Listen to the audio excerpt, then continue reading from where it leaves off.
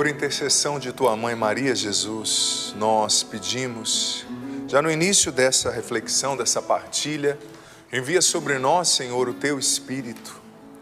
Abra os nossos corações, os nossos ouvidos, a nossa mente, para acolher tua palavra. Sereniza dentro de nós, Senhor, as lutas, as tempestades, as insatisfações, os medos. Acalma os barulhos interiores que nós trazemos. Derruba as muralhas, os obstáculos que se interpõem entre nós e a tua vontade. E faz de nós ouvintes atentos. E que essa palavra encontre um terreno fecundo, profundo, produtivo no nosso coração. Rogai por nós, Santa Mãe de Deus, para que sejamos dignos das promessas de Cristo. Amém. Amém. Em nome do Pai, do Filho e do Espírito Santo. Amém. Lucas capítulo 2, versículo do 6 ao 12. Eu tinha dito 6b, mas eu vou pegar o 6 inteiro, porque eu me confundi, na verdade. O 6 é um versículo bem curto, né? Então, é do 6, capítulo 2, Evangelho de Lucas, versículo do 6 até o versículo 12. Essa é a narrativa muito bonita dos anjos que apareceram aos pastores, que estavam no campo dos pastores ali em Belém. Quem já foi em peregrinação para Israel, eu tive a oportunidade várias vezes de estar lá no campo dos pastores, a gente passa, não é? Tem uma gruta bem bonita, uma igreja construída pelo arquiteto italiano que projetou a maioria das igrejas desse tempo novo lá em Israel, né? Lá em Jerusalém, nos arredores, o Antônio Barluzzi, uma igreja bem bonita, não é? E lá naquele campo aconteceu essa narrativa que o padre vai ler agora. Quando estavam ali, chegou o tempo do parto, né? Quem estava ali era José e Maria em Belém, né? Naquela estrebaria, no estábulo. Versículo 7, ela deu à luz ao seu filho primogênito, envolveu-o em faixas e deitou em uma manjedoura, porque não havia lugar para eles na hospedaria. Havia naquela região pastores que passavam a noite nos campos, tomando conta do rebanho. Isso era muito comum na época, não é? Um anjo do Senhor lhes apareceu e a glória do Senhor os envolveu de luz. Os pastores ficaram com muito medo. O anjo então lhes disse: não tenhais medo. Eu vos anuncio uma grande alegria, que será também a de todo o povo. Hoje, na cidade de Davi, nasceu para vós o Salvador, que é o Cristo o Senhor. Isto vos servirá de sinal. Encontrareis um recém-nascido envolto em faixas e deitado em uma manjedoura. Palavra da salvação. Glória a vós, Senhor. Veja bem, querido filho, querida filha, essa é uma palavra muito bonita, muito importante, sobretudo para nós que estamos na precedência do Natal. Como o padre já foi explicando, José, aliás, isso eu não tinha dito ainda, mas eu digo, José e Maria desceram para Belém por causa do recenseamento, não é? José era descendente de Davi e a cidade de Davi era Belém. Então lá completou-se os dias de Maria dar à luz o seu filho primogênito, que era Jesus, e de repente eles não encontraram lugar no hotel, na hospedaria, e foram para aquele estábulo, para aquela estrebaria, e ali na manjedoura Maria deu à luz e depositou o menino, e de repente os anjos estavam naquele campo. O campo dos pastores é uma montanha não muito alta, né? Que até hoje tem o aspecto ainda de um campo, é bem bonito. E lá o anjo apareceu, dando aos pastores que viravam à noite, vigiando os seus rebanhos, essa feliz notícia. Olha, primeira coisa, nasceu um menino, o Salvador, nasceu Jesus. E os anjos foram explicando para aqueles pastores, e hoje estão explicando também, para todos e cada um de nós, as consequências objetivas e práticas da natividade de Jesus, do Natal. Primeira coisa que os anjos disseram para eles: não tenhais medo. Não tenhais medo. Uma consequência prática do nascimento de Jesus é o destemor, é a confiança. Se você de fato vive o Natal, se você, filho, filha, de fato quer entrar no espírito do Natal, quer viver o Natal, quer deixar Jesus renascer dentro do teu coração, na tua família, nas tuas realidades, é preciso assumir essa ordem de Deus, porque essa é uma consequência da natividade de Jesus e é uma ordem de Deus que sucede à realidade do Natal. Não tenhais medo. Deus, através dos anjos, está dando para você e para mim hoje essa ordem. Não tenha medo. Eu não sei o que você está vivendo. Eu vou explicar essas duas consequências do Natal, essas duas ordens, gradativamente aqui na nossa reflexão. Mas eu já adianto para você. Deus está te dando essa ordem. Não tenha medo. É para você mesmo que Ele está falando. É com você que eu estou falando. Não tenha medo. Olha, a sua capacidade de fazer besteira não é maior do que o amor redentor de Jesus. Os seus problemas não são maiores que o poder de Deus de realizar o que é impossível.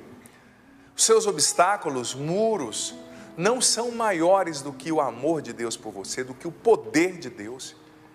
O seu vício não é maior do que o poder de Deus, sabe? Então não tenha medo, eu vou explicar um pouco isso. Primeira consequência do Natal, primeira ordem de Deus que nos advém a partir do anúncio do Natal, o destemor, a confiança. Eu vou explicar em que consiste esse não ter medo. E a segunda realidade que os anjos nos anunciam como consequência do Natal e como ordem de Deus é a alegria. Primeiro passo, no lado da mão, aqui na esquerda, não tenhais medo, na outra, alegria. Duas realidades que constroem o nosso Natal. Duas realidades que nos fazem entender o que é viver o Natal. Alegria. Eis que eu vos anuncio uma grande alegria. Nasceu para vós o Salvador. É isso que a gente celebra no Natal. Gente, e o inimigo, as tentações, os problemas, eles querem roubar do nosso coração a capacidade de nos alegrar em Deus, a capacidade de viver a alegria do Natal. E eu vou explicar em que consiste essa alegria, tá? Eu já anunciei as duas ordens que nos advêm a partir do anúncio do Natal. Eu já anunciei aqui para ti, para você, quais são as duas realidades que são consequências do Natal. Vou explicá-las aqui. Em que consiste esse não ter medo, em que consiste essa alegria. Mas Deus está te dando essa ordem, filho, filha, é para você mesmo. Alegre-se, alegre-se, alegre-se em Deus. Olha, a gente tem a infeliz concepção e percepção de achar que a nossa alegria tem que depender de resultados que a gente vê. O mundo, a sociedade trabalha, o marketing atual, para nos convencer que a gente vai ser feliz quando? Quando eu tiver o carro, quando o meu casamento for perfeito, quando eu puder viajar no final do ano e fazer muita festa e comprar muitas coisas. É uma mentalidade de falta, né? Sempre você vai ser feliz, te falta algo para ser feliz e quando você ter aquilo você vai ser feliz. Só que quando você alcança aquilo, o marketing, o consumismo vigente no nosso tempo já prepara uma outra necessidade, né? São tantas necessidades e a gente vai se tornando refém dessa espiral infinito, né? Então, a alegria não depende dos resultados, ela depende da presença de Deus na tua vida. Eu vou explicar um pouco isso, mas antes disso, antes até de adentrar nessas duas ordens de Deus para mim e para você, eu gostaria de explicar algo que é inerente à reflexão acerca do Natal do Senhor, né? Como teólogo, eu preciso dizer que o Natal é a festa na qual toma forma, toma matéria, aquilo que aconteceu na concepção em Maria. Quando o anjo anunciou, ela concebeu do Espírito Santo, ali houve a encarnação de Jesus, né? Deus que se torna ser humano, homem no seio de Maria, mas no nascimento, a encarnação de Jesus se materializa, ou seja, os nossos olhos podem ver, né? Nos 9 meses, claro, já era encarnação, já era Jesus, já era uma pessoa humana no ventre de Maria, mas com o nascimento os pastores puderam ver, Maria e José puderam ver, a encarnação ali chegou ao seu apogeu quando Jesus nasceu, né? E o bonito, antes até ainda de falar do não tenha medo e do alegrai-vos, eu quero falar sobre esse paradigma que é a encarnação de Jesus. Santo Irineu de Leão, no século II para o século III, dizia que aquilo que não foi assumido não poderia ser redimido. Por isso que Jesus se tornou ser humano, carne. Ele assumiu a nossa vida para redimir a nossa história humana, a nossa vida a partir de dentro, né? Jesus viveu tudo que a gente viveu, exceto, tudo que a gente vive, aliás, exceto o pecado. Ele não era 50% Deus e 50% homem, ele era 100% Deus e 100% homem, verdadeiro Deus e verdadeiro homem numa única e mesma natureza, não é? Então, é bonito pensar na encarnação, por quê?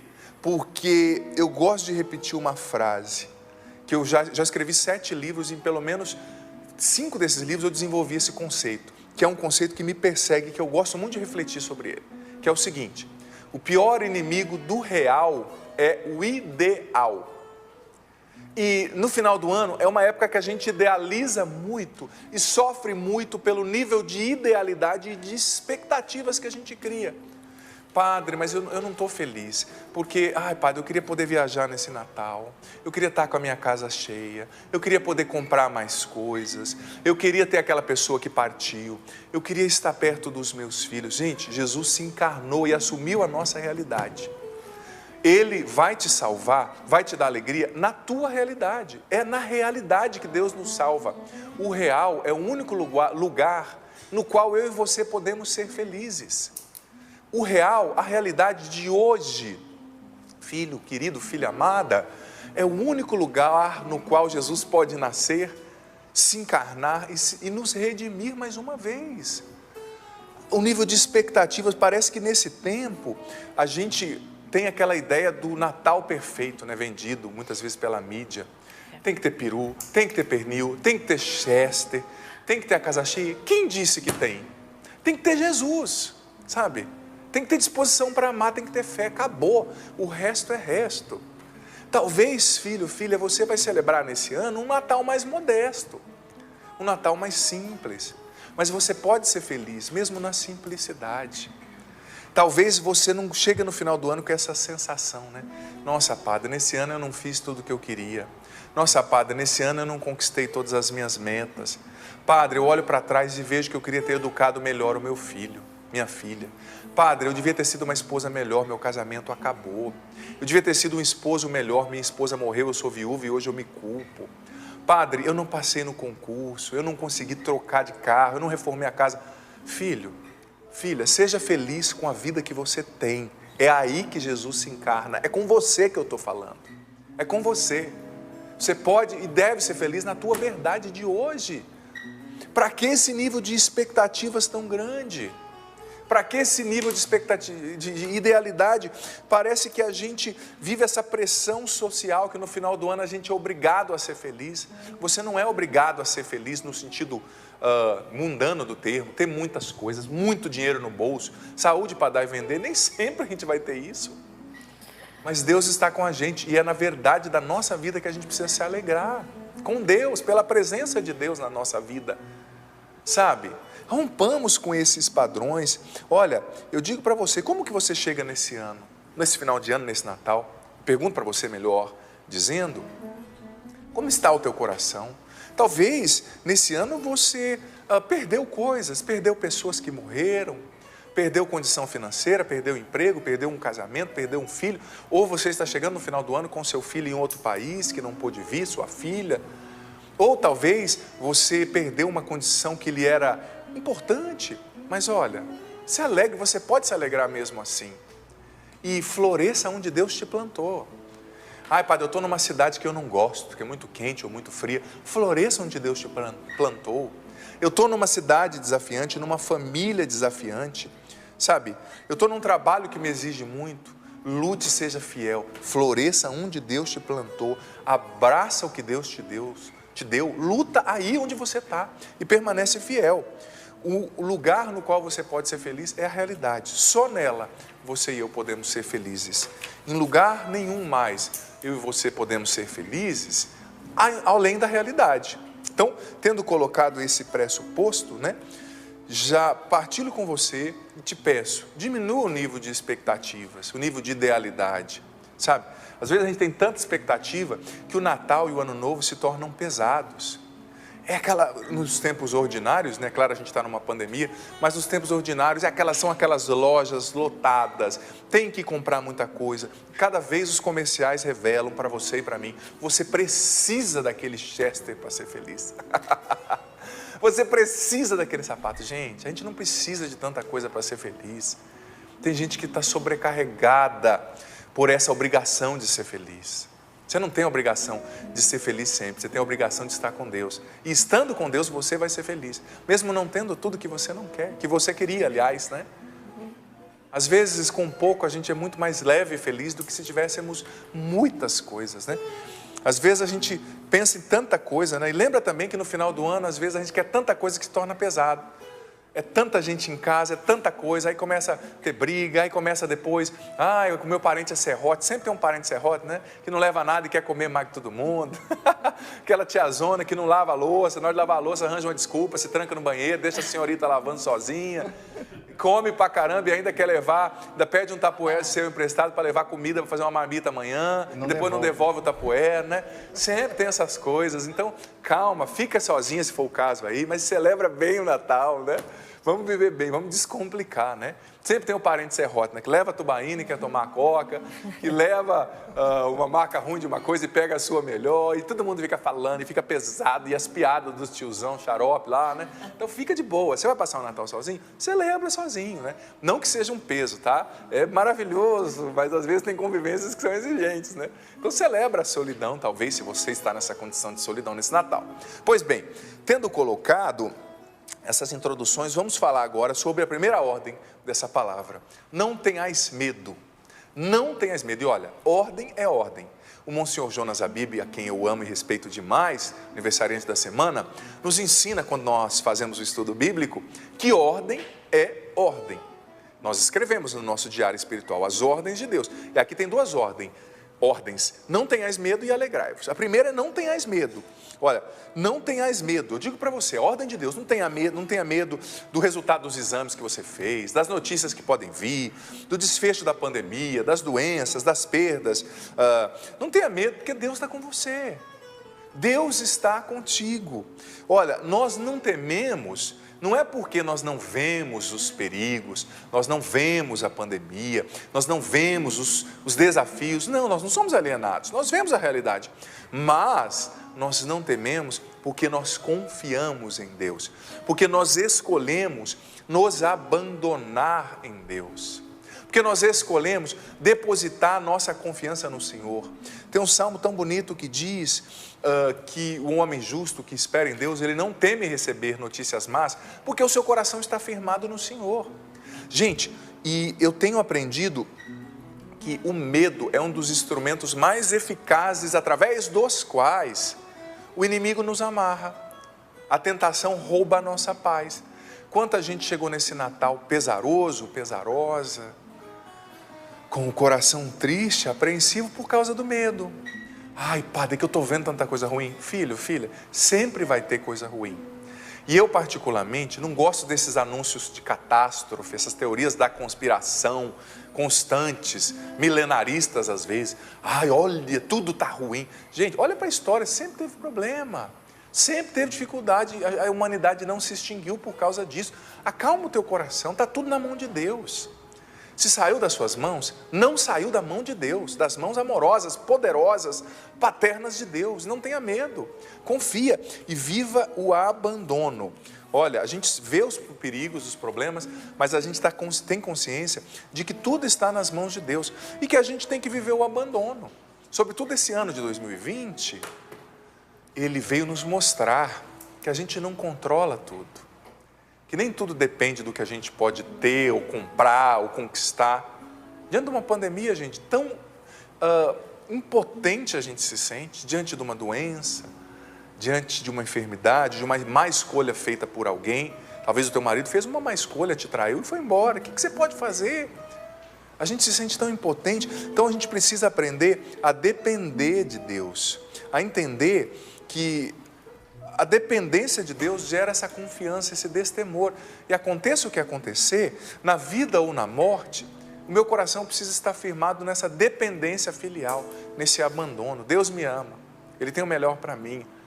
O meu destino não escapa ao Senhor, como diz o livro do profeta Isaías. Sabe, o que você está vivendo é você mesmo. O que você está vivendo está nas mãos de Deus. Descansa o teu coração. Acalma o teu coração, não tenha medo. Olha, a gente precisa treinar a dependência de Deus. As dificuldades e os problemas, elas nos fazem entender a pandemia, a perda, que a gente precisa depender de Deus em tudo, sabe? Que a gente precisa estar nas mãos de Deus. E nas mãos de Deus o inimigo não pode nos tocar. Nas mãos de Deus, na confiança em Deus, filho amado, filha querida, o inimigo não pode te tocar. Ele não pode, sabe? E o interessante é que às vezes é desafiante a gente viver a dependência de Deus e a gente não ter medo, né? Eu visitei há um tempo atrás, de maneira rápida, a minha irmã, que tem um filho de 2 anos e 7 meses, né? E eu já sabia, claro, estudando e por observação, mas quando você tem mais contato, você vai atualizando certas informações, né? Desde criança, nós somos treinados para a independência, né? O pai e a mãe não vê a hora do filho largar as fraldas, né? E começar a ir ao banheiro sozinho, né? E minha irmã está naquela época de ensinar, olha, vai lá dar tchau pro cocô. Vai lá, vai ter que tirar a fraldinha. Daqui uns dias você vai ter que comer sozinho. Daqui uns tempos, mais para frente, né, da adolescência em diante, você vai ter que começar a ganhar o seu dinheiro, né? Trabalhar na juventude. Nós somos formados para a independência. A mãe já ensina a menininha, ó, vai depender de homem, hein? O pai já ensina para a mulher, né? Para o filho, né? Ó, você não pode depender de mim a vida inteira, hein? Vai trabalhar e criar a sua família, né? Só que na vida espiritual é diferente. A gente é formado para a independência, por orgulho, para ser forte, para mostrar que nós sabemos, podemos, temos. Mas diante de Deus, Santa Teresinha nos ensina o caminho, é a infância espiritual. É a fraqueza, é reconhecer, eu não sei nada, eu não sou nada, eu não consigo vencer os meus vícios por mim mesmo, Senhor, eu não consigo vencer essa depressão por mim mesmo, eu não consigo vencer essa ansiedade crônica por mim mesmo, eu não consigo perdoar, recomeçar a minha vida por mim mesmo, eu dependo de Ti, é o caminho inverso. A gente tem que destreinar o nosso cérebro para essa mania de independência e treinar o nosso coração e cérebro para depender de Deus, não tenha medo. Sabe, primeira ordem, não tenha medo, dependa de mim. Olha, eu não sei o que você está vivendo. Talvez você tinha um plano e Deus tinha outro, que você não entende ainda o que está acontecendo, mas se você confiar em Deus, estiver nas mãos de Deus, se abandonar e depender dEle, vai ser o melhor para você.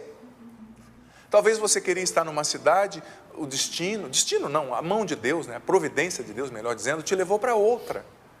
Talvez você queria estar no emprego, mas a providência de Deus te levou para o outro. Talvez o erro do seu marido, da sua esposa, que escolheu te abandonar, te levou para uma situação na qual você não gostaria de estar. Mas aí a mão de Deus te alcança, confia. Mas aí a mão de Deus te sustenta, se abandona, dependa do Senhor, não tenha medo.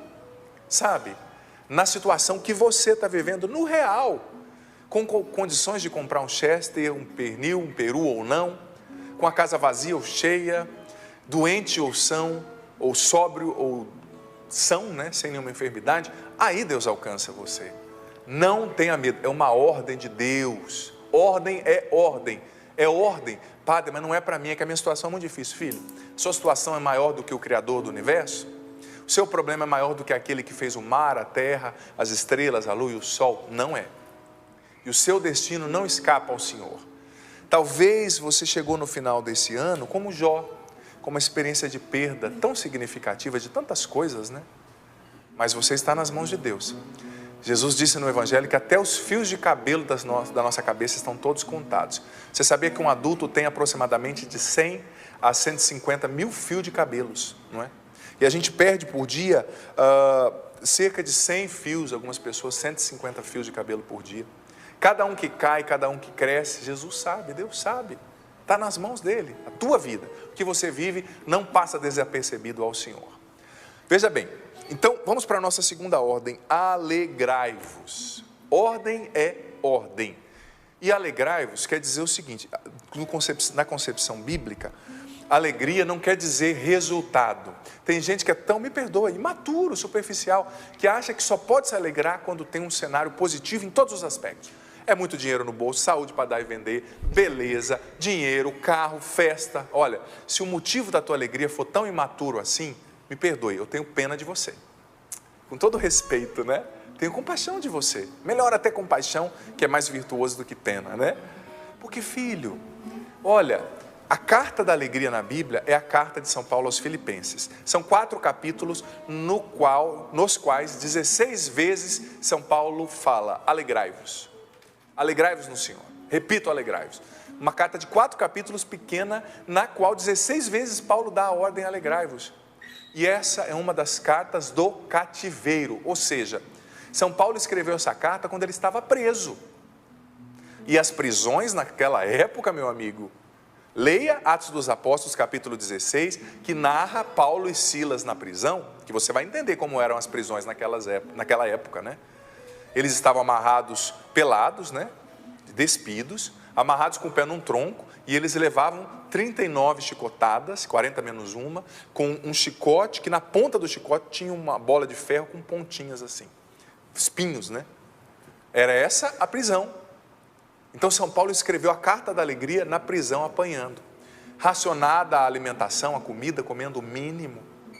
Você poderia dizer, padre, você está falando para se alegrar, a Bíblia fala, mas é porque vocês estão bem aí na Canção Nova. São Paulo estava muito bem, né? Quando ele nos deu 16 vezes numa carta de 4 capítulos a ordem, alegrai-vos. Ele estava preso, no meio de uma situação dificílima, injustiçado, que São Paulo era um homem bom, ele não roubou, ele não matou, por que ele estava preso? Por fazer o bem. Mas ali ele disse, alegrai-vos, 16 vezes. Foi nessa carta que ele disse, Filipenses 4,13, tudo posso naquele que me fortalece. Foi nessa carta que ele disse no capítulo 1, para mim o morrer, viver é Cristo e o morrer é lucro, né? Olha só a força desse homem. Por que ele conseguiu fazer isso numa condição tão adversa? Porque ele entendeu que a razão da alegria dele era Jesus, era estar com Jesus, era a intimidade com Jesus. Não dependia das circunstâncias externas, sabe? E no livro do Apocalipse também, nas profecias messiânicas, João nos ensina que quando nós estivermos na Jerusalém celeste, a luz dessa cidade e a fonte de alegria de todos que morarem nessa cidade será o próprio Cordeiro, ou seja, Jesus. A luz é a alegria de todos. A cidade não precisa de iluminação, como essas iluminações que a gente tem aqui, deixando o padre quase cego. A luz será o Cordeiro. Gente, a gente precisa começar a viver isso aqui nessa terra. É você mesmo. Talvez você chegou sem muito dinheiro no bolso nesse final de ano e sem saúde para dar e vender. Talvez você chegou com um término de um relacionamento, desempregado. Talvez você chegou se sentindo a última das pessoas, porque nessa pandemia, por não saber administrar a ansiedade, tudo que a pandemia trouxe, você acabou comendo demais, exageradamente, engordou demais, está doente, ou você se entregou ao cigarro, voltou ao vício da droga, da bebida, se entregou a vícios pervertidos, de perversão sexual, voltou a um adultério, voltou a conversar com aquele ex-namorado, sendo que você é casado e tem 3 filhos, 1 filho. Talvez você está numa situação lastimosa, triste. Jesus está te dando essa ordem, alegre-se em mim, eu posso mudar a tua situação. Recomece, se você cair 1000 vezes, levante 1001. E lá no céu, Deus vai celebrar e fazer uma festa junto com os anjos na tua presença, na tua frente, pelas 1001 vezes que você conseguiu levantar, não importa quantas vezes você caiu. O que Deus está escrevendo no livro da vida é as vezes que você, mesmo diante da sua fraqueza e humilhação que o pecado traz, teve a coragem de se levantar. É isso que vai contar diante de Deus. Se confessa, recomeça, vá para frente, se alegra, a tua alegria é Deus. A tua alegria é a presença de Jesus. E olha, o motivo da nossa alegria é o infinito, o imensurável, o incondicional, o perfeito amor de Deus por nós. O motivo da sua alegria não é a sua perfeição, não é porque você é virtuoso, não é porque você passou no concurso, não é porque você ganha mais, não é porque você educou o seu filho perfeitamente e hoje ele é um gentleman. Não, o motivo da sua alegria é Jesus, ainda que a casa esteja caindo, Ele é o alicerce, Ele vai segurar tudo. Pode cair uma telha ou 2, mas você não vai se esborrachar não, porque Jesus é a tua segurança. Ele é o motivo da tua alegria. Gente, a gente não consegue ser maduro na fé enquanto a gente não aprende a se alegrar em Deus. Muitos de nós não aprendemos a nos alegrar em Deus. Muitos de nós aprendemos a nos alegrar por essa educação para a independência que o Padre ensinou, nos nossos resultados, no que eu sou capaz de fazer, sabe? E a gente vai se entristecendo. É preciso escolher se alegrar em Deus. A alegria em Deus é uma escolha diária. Eu estou vendo que eu ainda não venci essa insônia, Padre. Eu dormi tão pouco. Eu ainda não consegui vencer essa ansiedade crônica, essa TAG, esse toque. Eu ainda não consegui vencer essa depressão, Padre. Eu ainda não consegui ser uma esposa melhor, dominar minha chatice, meu temperamento desordenado. Padre, eu ainda não consegui ser um esposo mais fiel, Padre. Mas olha, centre a tua vida em Deus, se alegre em Deus mesmo diante dos seus pecados. Não espere estar tudo perfeito para você ser feliz. A felicidade precisa acontecer agora. Vamos romper com esse ideal imaturo de perfeição, sabe?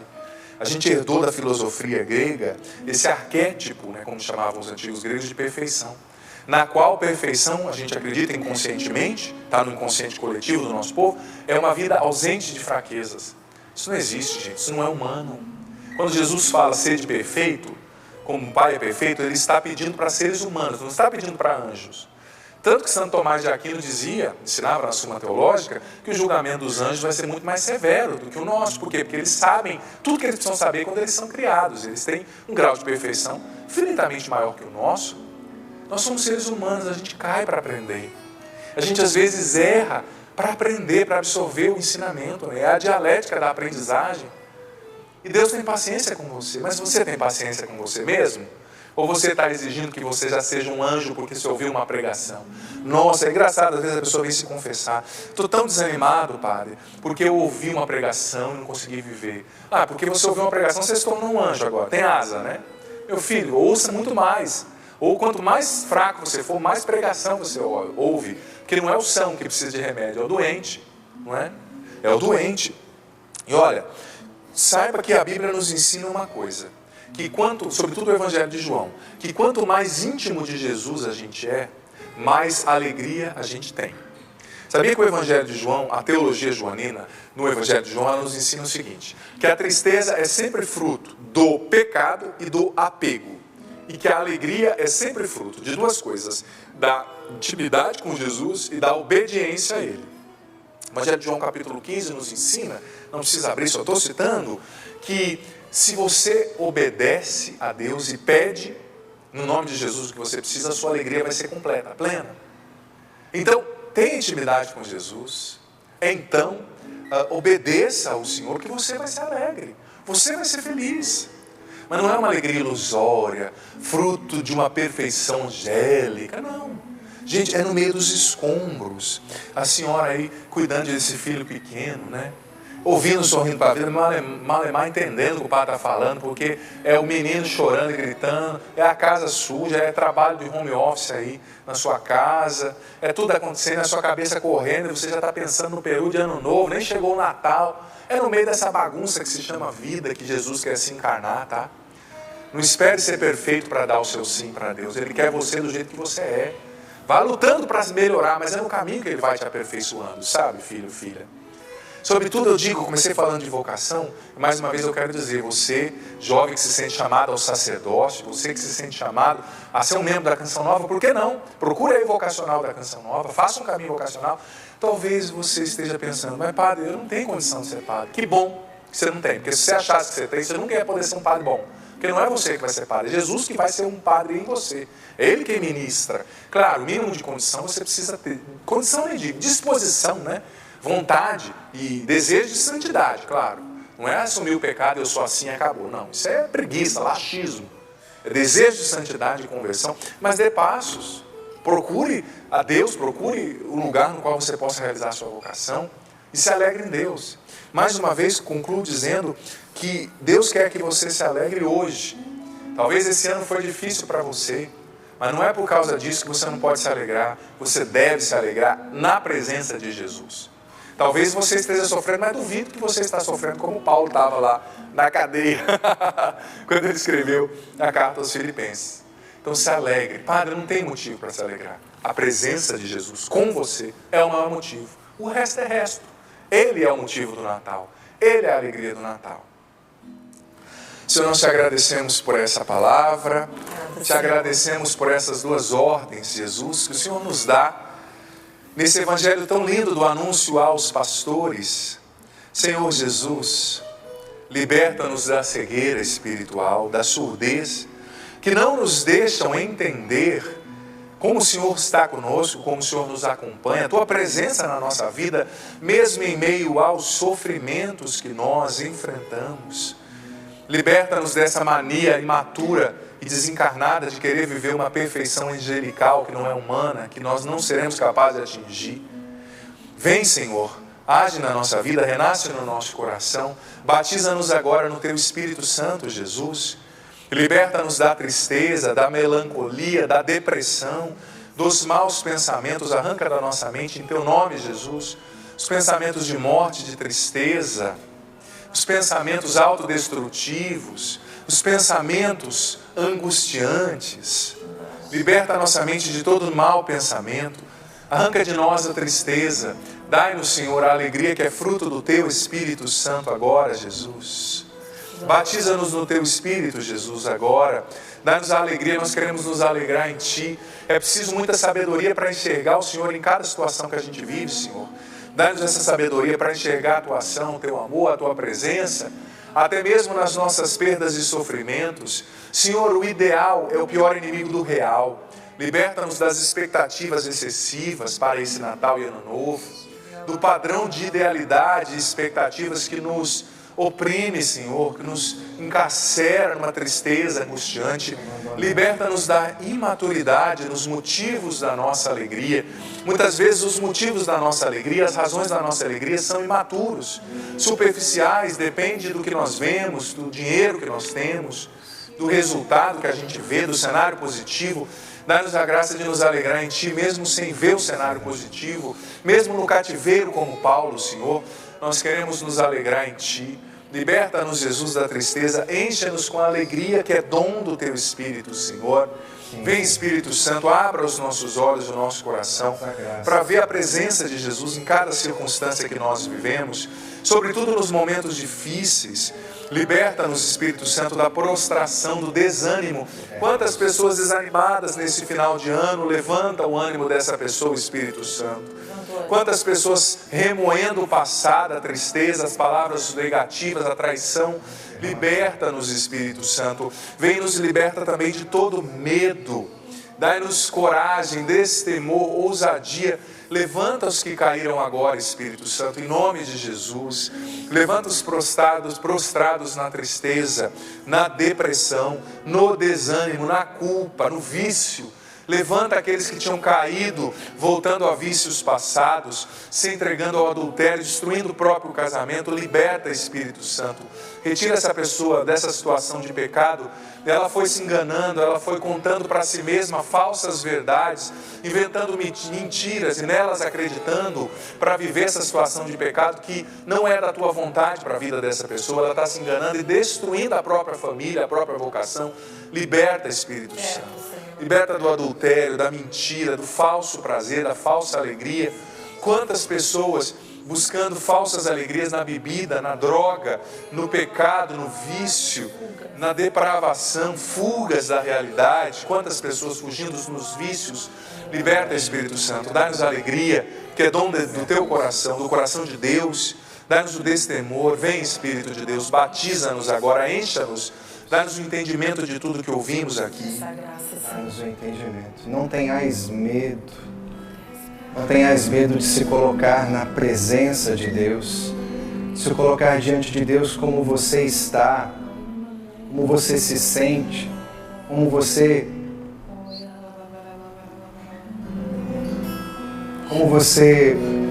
sofre nesse momento. Esta palavra que me vem ao coração. As pessoas que estão sofrendo a dor da solidão, porque sabem que vão passar esse Natal sozinhos. Não tenha medo de se abandonar nas mãos de Deus, como nos dizia o Padre Adriano. É assim que nós nos colocamos diante de Deus. Por isso me veio esta canção ao coração. As nossas misérias, por causa de Jesus, este menino que vem nascer para nos salvar. Minha alegria, minha paz, meu bem.